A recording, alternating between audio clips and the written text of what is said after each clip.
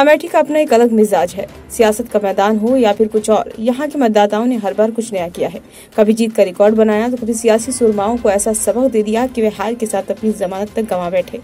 चाहे वे मेनका गांधी हो या फिर बसपा के संस्थापक काशीराम, जनता दल के शरद यादव व आम आदमी पार्टी से चुनाव लड़ चुके डॉक्टर कुमार विश्वास, इन नेताओं की अमेठी में जमानत तक जब्त हो चुकी है। वर्ष 1967 में अस्तित्व में आई अमेठी का पहला चुनाव कांग्रेस के विद्याधर वाजपेयी ने जीता। इस चुनाव में 6 उम्मीदवारों में से 4 की जमानत जब्त हो गई। 1971 के चुनाव में जीत दर्ज करने वाले कांग्रेस के विद्याधर के अलावा मैदान में उतरे 4 अन्य प्रत्याशी जमानत तक नहीं बचा सके। 1977 के चुनाव में भारतीय राष्ट्रीय लोकदल के रविंद्र प्रताप सिंह व कांग्रेस के संजय गांधी को छोड़कर 2 अन्य को हार के साथ जमानत तक गंवानी पड़ी। वैसे तो वर्ष 1980 के चुनाव में 12 उम्मीदवार मैदान में थे। इसमें से कांग्रेस के संजय गांधी ने 57.11% मत पाकर जीत हासिल की थी। इस चुनाव में 10 उम्मीदवारों को जमानत तक से हाथ धोना पड़ा था। संजय गांधी की विमान हादसे में मौत के बाद 1981 में हुए उपचुनाव में राजीव गांधी ने जीत दर्ज की थी।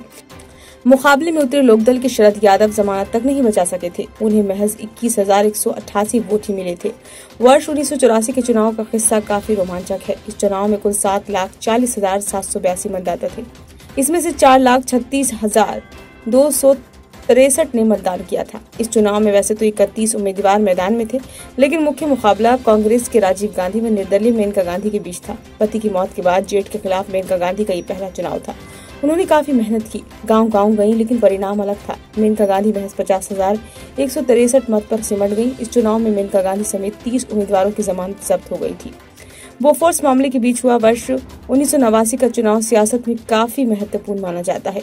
इस चुनाव में अमेठी के मौजूदा सांसद रहे राजीव गांधी के खिलाफ 47 उम्मीदवार मैदान में थे।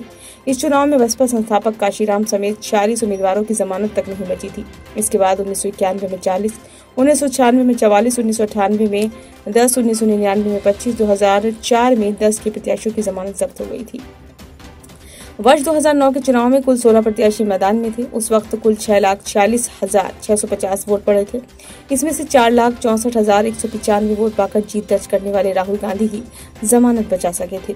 अन्य सभी 15 उम्मीदवारों की जमानत जब्त हो गई थी। वर्ष 2014 के चुनाव में 35 प्रत्याशी चुनावी रण में थे। कुल 8,74,625 मतदाताओं ने वोट डाला था। इसमें से कांग्रेस राहुल गांधी व भाजपा की स्मृति जुबिन ईरानी को छोड़कर आपके डॉक्टर कुमार विश्वास सहित 33 प्रत्याशियों की जमानत जब्त हो गई थी। वर्ष 2019 के चुनाव में 28 में से 26 उम्मीदवार जमानत गंवा बैठे थे। वर्ष 2022 के विधानसभा चुनाव में जिले के 4 विधानसभा क्षेत्र में किस्मत आजमाने वाले 48 प्रत्याशियों में महज रनर व विनर को छोड़ 40 प्रत्याशियों की जमानत जब्त हो गई थी। जिले में भाजपा इकलौती ऐसी पार्टी निकल कर आई थी जिसके प्रत्याशी सभी सीट पर अपनी जमानत बचाने में सफल थे। डिलोई में कांग्रेस, बसपा व आप, जगदीशपुर में बसपा, सपा व आप, अमेठी में कांग्रेस, बसपा व आप, गौरीगंज में कांग्रेस, बसपा व आप के उम्मीदवारों की जमानत तक जब्त हो गई थी। जनप्रतिनिधित्व कानून 1951 की धारा 158 के अनुसार किसी प्रत्याशी को किसी निर्वाचन क्षेत्र में डाले गए कुल विधिमान्य मतों की संख्या के छठे भाग या 1 से 6 कम वोट मिलते हैं तो उसकी जमानत जब्त मान ली जाती है। ब्यूरो रिपोर्ट, नई दिल्ली।